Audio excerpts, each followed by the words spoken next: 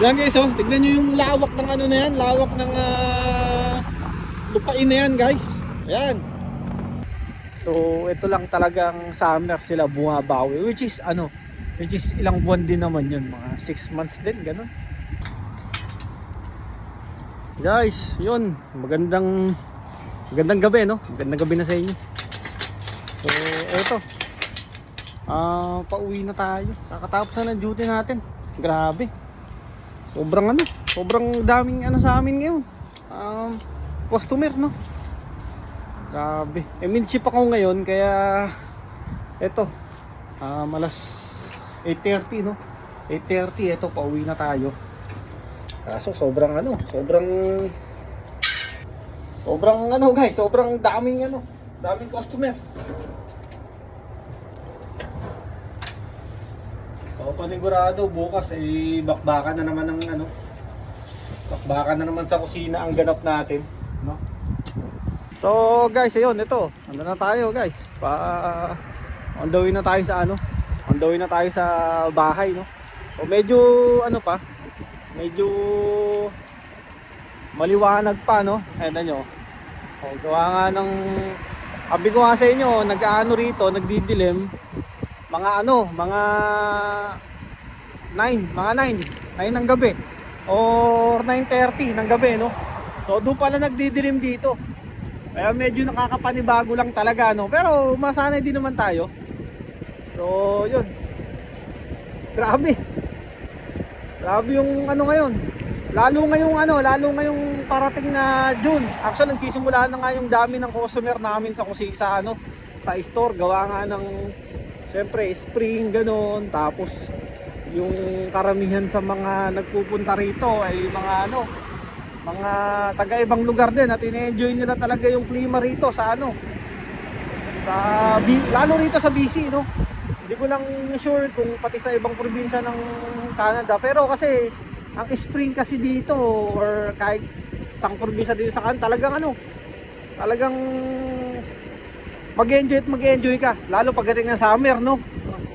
Enjoy na enjoy. Tapos guys, may papakita nga pala ako sa inyo habang papauwi tayo.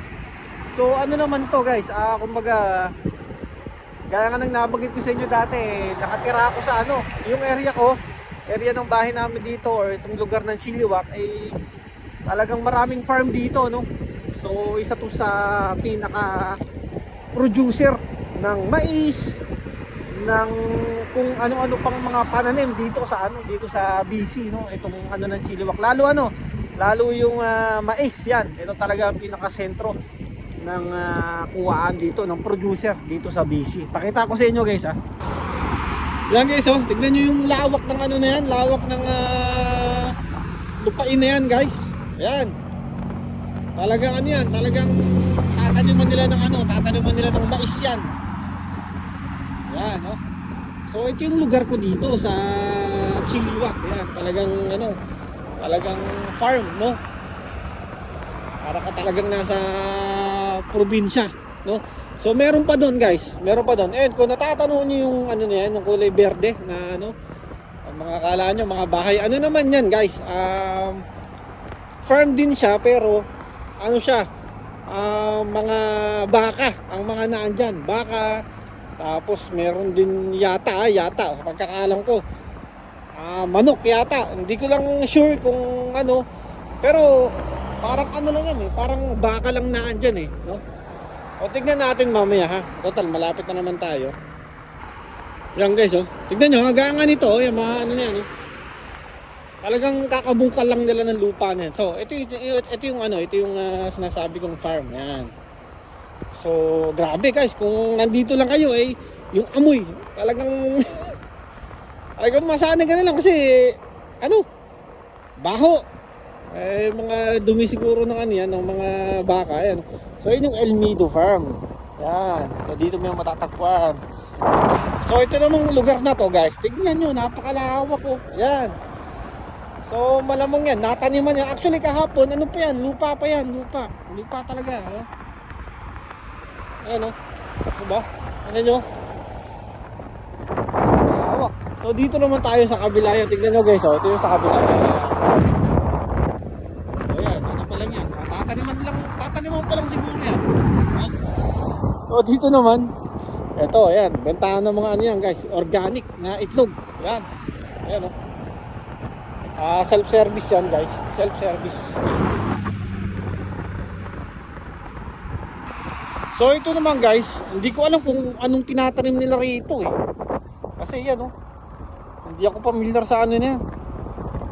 Oh, ewan ko kung mais ba o ano. Tsaka doon yun oh, sa pinakadulo. Ayan oh. Ayan oh, yun pa oh. Yan pa, makikita nyo, yan. Ayan oh. Diba? Hindi ko lang sure kung ano talaga ang tinatanim nila dyan, pero baka mais nga. Hindi natin sigurado.